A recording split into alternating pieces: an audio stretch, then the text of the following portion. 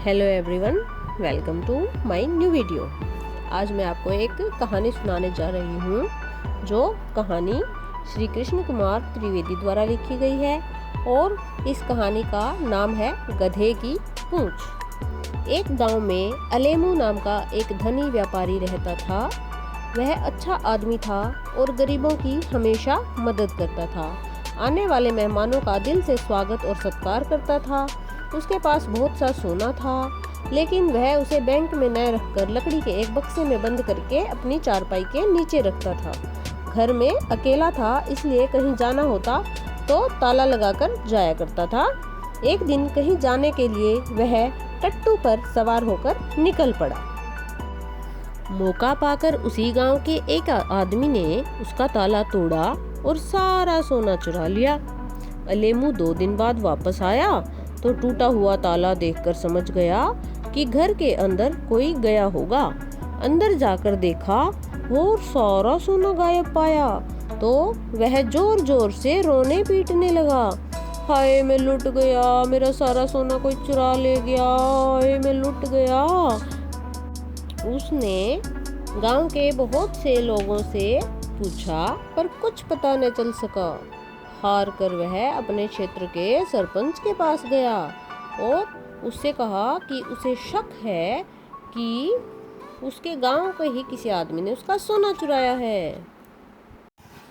सरपंच कुछ देर तक सोचता रहा, फिर उसने कहा कि वह चोर को पकड़ेगा और उसका सोना वापस दिलाएगा।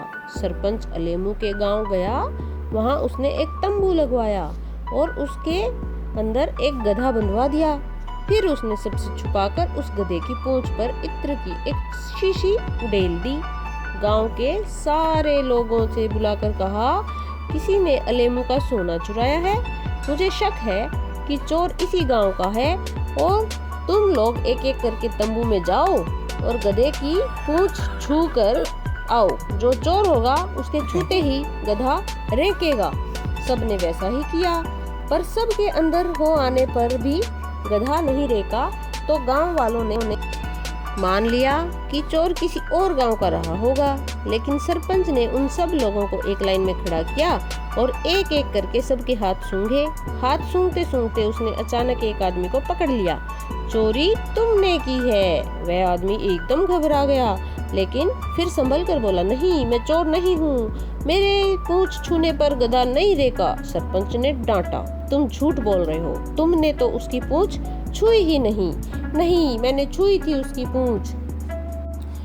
उसकी पूंछ में इत्र लगा था। तुमने पूंछ छुई होती तो सबके हाथों की तरह तुम्हारे हाथ से भी खुशबू आ रही होती। सरपंच ने सबसे कहा, तुम लोग अपना हाथ सूंघो और इसका भी। सबने अपना अपना हाथ सूंघा तो उसमें इत्र की सुगंध थी, पर जब उन्होंने उस आदमी का हाथ सूंघा तो उसमें सचमुच ही सुगंध नहीं थी।